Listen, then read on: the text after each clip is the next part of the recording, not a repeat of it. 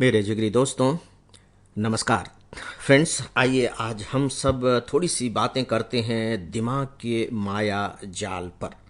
दिमाग के माया जाल पर कि किस तरीके से हमारा अपना ही दिमाग हमारे अपने ही खिलाफ कुछ इस तरह के माया जाल की रचना करता है कि हम उसमें बुरी तरह से उलझ जाते हैं और इस तरीके से उलझ जाते हैं कि हमें फिर वह झूठ नहीं लगता। सच बात यह है कि उसके विरोध में अगर कुछ बातें कही जाएं, कोई भी बात कही जाए, तो वह हमें झूठ लगने लगती है और हम अपने दिमाग के द्वारा रचे गए इसी माया जाल को यथार्थ मान बैठते हैं, सच मान बैठते हैं। इससे पहले कि मैं माया जाल के बारे में बताऊं, क्या बेहतर नहीं होगा कि हम पहले माया शब्द को समझ लें, क्योंकि इस शब्द से हम सबका बहुत गहरा परिचय है और सच पूछे तो बचपन से ही कहीं न कहीं हमें यह सुनने को मिल ही जाता है कि ये जो दुनिया है यह एक माया है। देखिए, जब हम कहते हैं ये दुनिया एक माया है तो हमें क्या समझाया गया है? हमें यह बताया गया है कि ये जो दुनिया है यह सच नहीं है, सच कुछ और है। यानी कि हमें जो कुछ भी दिखाई दे रहा है यह सब भ्रम है।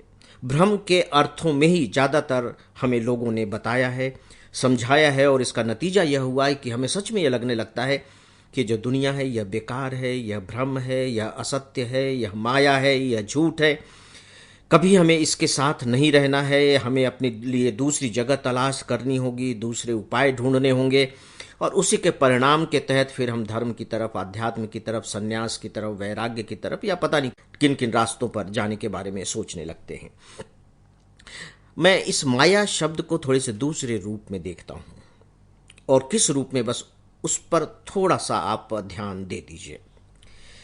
जैसे अगर कोई व्यक्ति यह कहता है कि यह संसार माया है, या मान लीजिए कि एक पेड़ है, यह संसार का हिस्सा है और मैं ये कह रहा हूं कि ये जो पेड़ देख रहे हो यह माया है, या मैं आपके हाथ पर एक किसी वृक्ष का बीज रख देता हूं और मैं कहता हूं कि देखो ये जो बीज है ये सांसारिक वस्तु है और जो सांसारिक वस्तुएं होती हैं वो माया होती हैं, यह झूठ है। तो अब ये आपके ऊपर है कि आप इसे लेते कैसे हैं। डेफिनेटली जो चीज हम जिस रूप में देख रहे हैं वह चीज हमारे लिए उसी रूप में नहीं है। आप यूं कह लीजिए कि एक जो पेड़ है वह पेड़ सबके लिए एक जैसा नहीं है, या आपके हथेली पर मैंने जो बीज रखे हैं वे बीज भी सबके लिए एक जैसे नहीं हैं। उदाहरण के तौर पर मान लीजिए कि वह बीज आप मेरी हथेली पर रखते हैं तो मुझे उस बीज में वट का वृक्ष दिखाई देने लगता है। मुझे वह बीज बीज न दिखाई दे करके लगता है कि अरे बाप रे, इसके अंदर तो एक बहुत बड़े बरगद का वृक्ष है, और मेरी आंखों के सामने से वह बीज गायब हो जाता है और एक विशाल वट वृक्ष आकर खड़ा हो जाता है, जो जिसकी बहुत चौड़ाई है, खूब ऊंचा है, जिसकी जटाएं निकली हुई हैं, नीचे बिल्कुल छाया है, वो धूप को रोके हुए है और मुझे बहुत ठंडी ठंडी छाया प्रदान कर रहा है। तो अब आप देखिए कि बीज मेरे लिए बीज नहीं रह गया। तो ये हुआ कैसे? या यूं कह लीजिए कि एक पीपल का वृक्ष है और उसे देखने के बाद कोई व्यक्ति कहता है कि यह पीपल का वृक्ष है।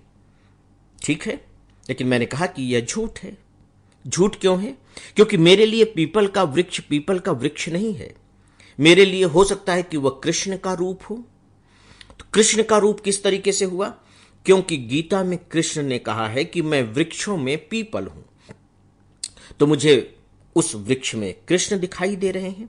किसी को उस वृक्ष में ठंडी हवा दिखाई दे रही है, किसी को उस वृक्ष में उसके कोमल कोमल पत्तों का सौंदर्य दिखाई दे रहा है, किसी को उस वृक्ष में आत्माएं दिखाई दे रही हैं।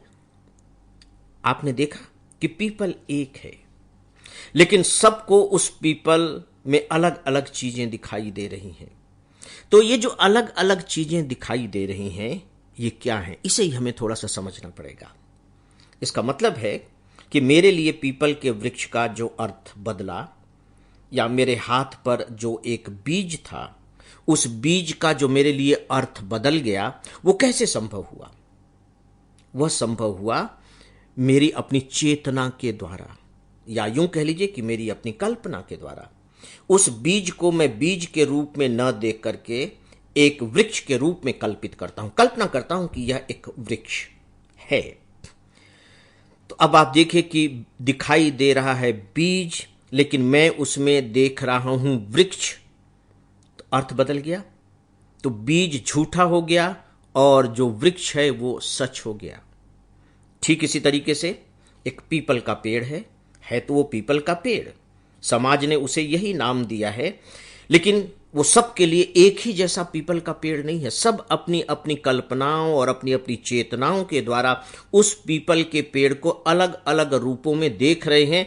तो वह एक होकर भी एक नहीं है, वह कई अलग अलग रूपों में लोगों को अलग अलग दिखाई दे रहा है। तो आपको नहीं लगता कि यही माया है? क्योंकि जो दिखाई दे रहा है, जो कहा जा रहा है, जो बताया जा रहा है, वह वही नहीं है, उसके अर्थ दूसरे हैं। तो दोस्तों, इसे ही मैं अपने ढंग से कहता हूं माया। अब आइए 2 दिनों के बाद जब मुलाकात होगी तो फिर माया जाल के बारे में बात करेंगे और फिर उसे अपने दिमाग पर इस्तेमाल करके थोड़ी बहुत समझने की कोशिश करेंगे ताकि हम सबकी जिंदगियां थोड़ी सी बेहतर हो सके। तो दोस्तों, अब आप सब मुझे इजाज़त दें। जो कुछ भी मैंने आप सबसे अभी थोड़ी सी बातें कही हैं उन पर थोड़ा विचार करें, मेरा अभिवादन स्वीकार करें। नमस्कार।